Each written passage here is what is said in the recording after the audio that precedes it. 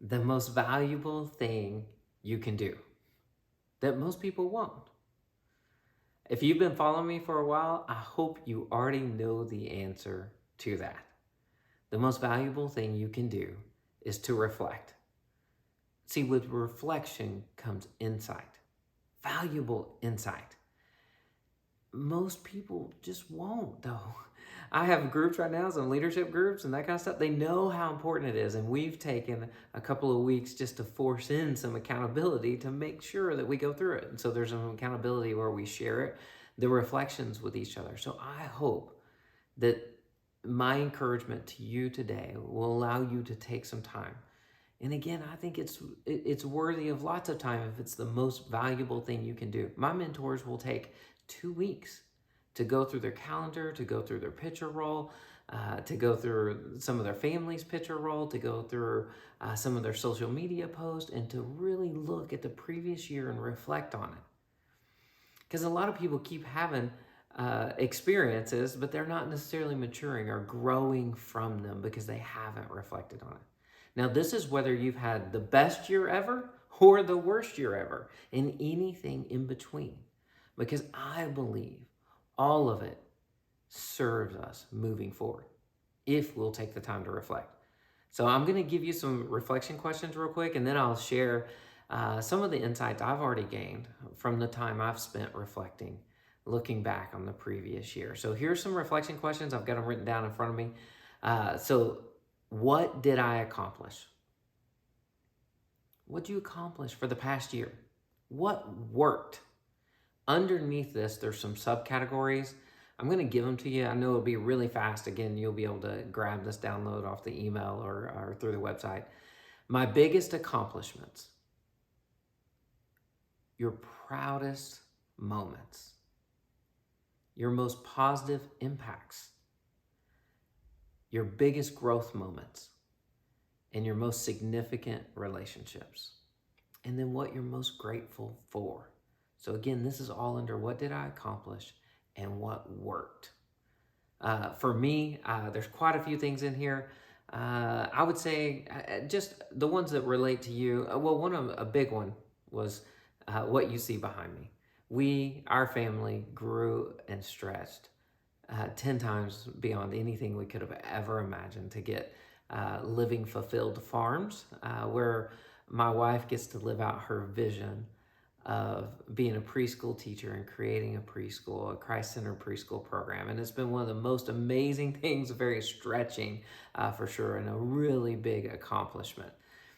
My most positive impacts would have to be, there's so many, but with my clients, those of you that are watching on here, I am so grateful for our relationships and the growth we've had. And most importantly, the team health. As I go in and do mastermind groups around leadership development, around personality styles, around communication, around getting a clear system and structure so your business can thrive, the reason I do it all is for relational freedom, which translates into team health.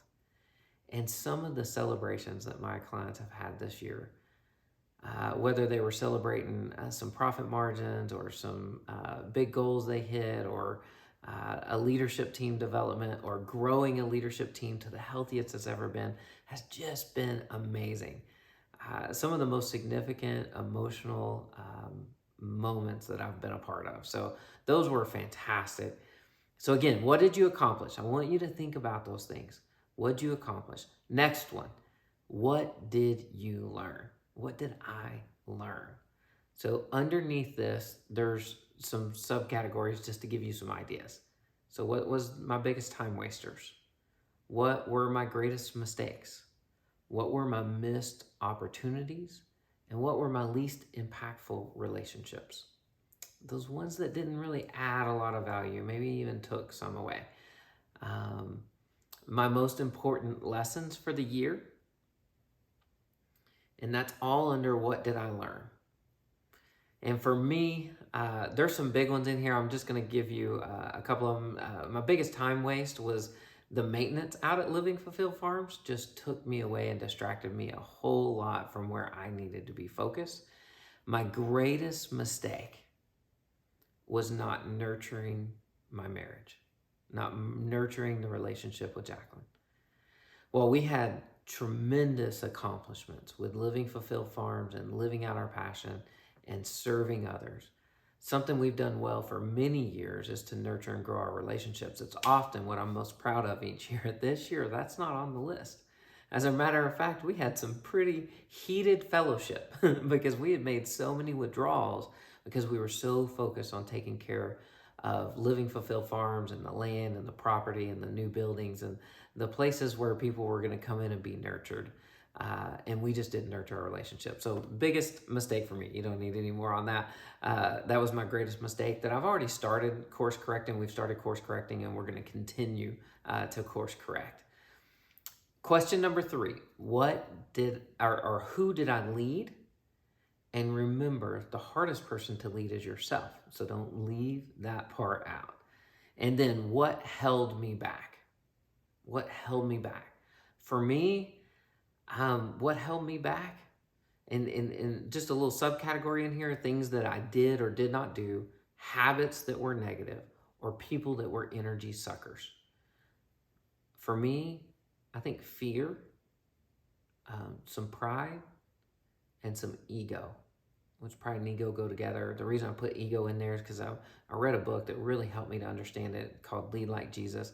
And under the ego and pride part, fear is actually driven by that. And I didn't realize me living in fear could be driven by my own ego, edging God out. And then there's some questions that help you look forward to. So do I still love what I do? Am I willing to pay the price again next year? And what is most important right now? It helps us determine our priorities as we move forward. And then what habits do you want to change, of course? And then something that a lot of people do, I haven't had a lot of experience in this one. I know it helps so many though, is what is your focus word? What is your focus word for the year? So I hope that by this video and the end of it, that you are encouraged to reflect. Most people won't do it. It is the most valuable thing you can do. It's the most valuable thing a leader can do. It's the most valuable thing an organization can do and your family can do. If you haven't heard, I'm launching a couple of things that I'm so excited about. I'm pushing past some of my fear and getting uncomfortable. And one of them is Foundations of a Brawny Life. It's an ongoing growth program. So if your company doesn't have me in doing anything and you want to be a part of a growth program, or it's something that you've wanted to do on your own, I'm finally putting something together that's my own program and not facilitating somebody else's material. I'm really excited for that. You can sign up below. There will be a link on here. And then also, of course, if you're having any leadership challenges or leadership development or need some personal coaching, feel free to reach out to me so that I can serve you in 2023. I am looking forward to it. Make it a great day.